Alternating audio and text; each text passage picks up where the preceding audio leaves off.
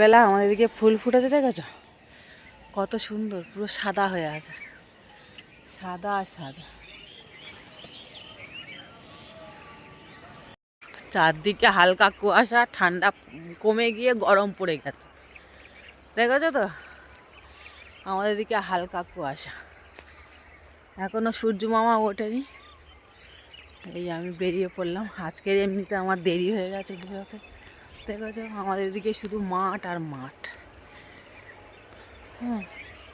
দেখতে পাচ্ছ, শুধু মাঠ। আর এখন তো হালকা হালকা গরম পড়েছে, আর এখনো হালকা শীতও আছে। এই সিজনটা সত্যি খুব ভালো লাগে। আমি এই সকাল সকাল